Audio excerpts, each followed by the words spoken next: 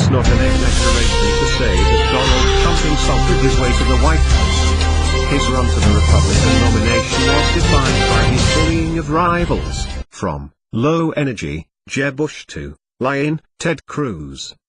Trump spent the general election doing much of the same with crooked Hillary Clinton, insisting that she lacked the stamina and brain power to be president. Voters, or enough of them in the right states, saw Trump's name-calling and insults as toughness, or a rejection of politics as usual, or just plain funny. He won.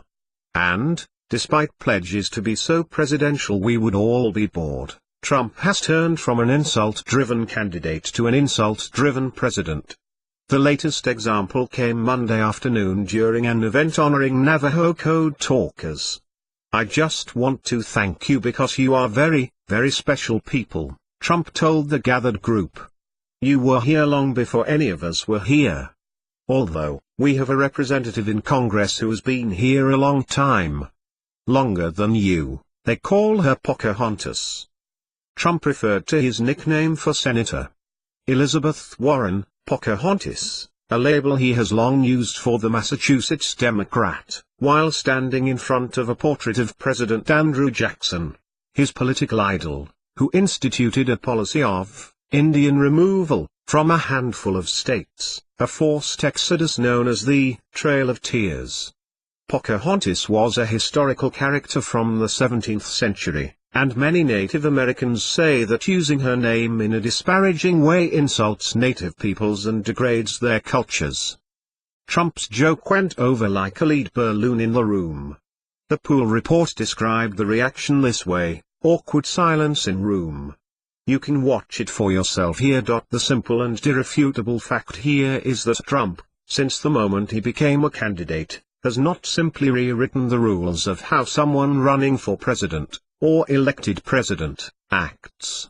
He has made political hay out of flouting these rules, dismissing them as must-he relics of politics as usual.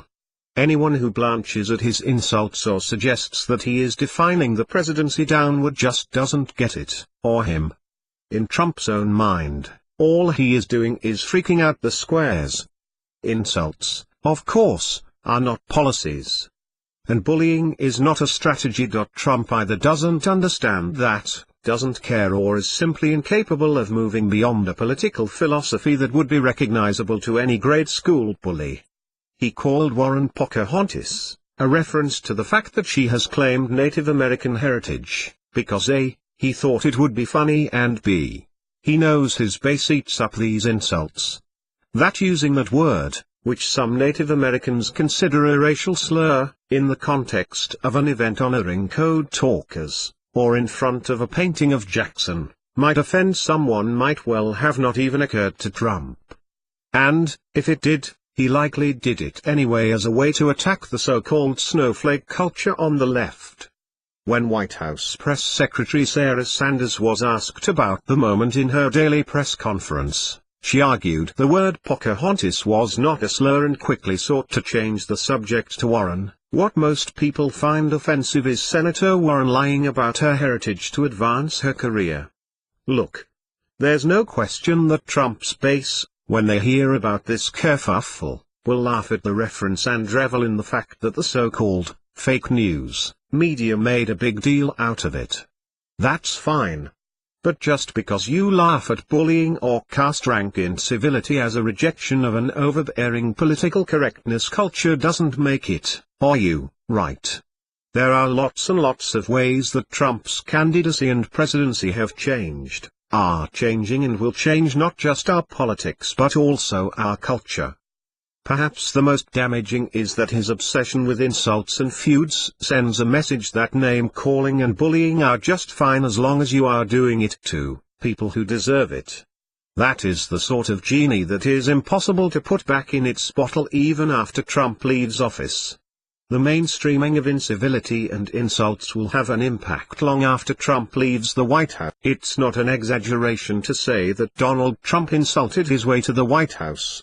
His run to the Republican nomination was defined by his bullying of rivals, from low energy, Jeb Bush to Lyin, Ted Cruz.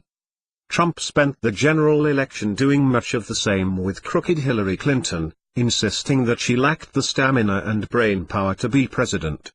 Voters, or enough of them in the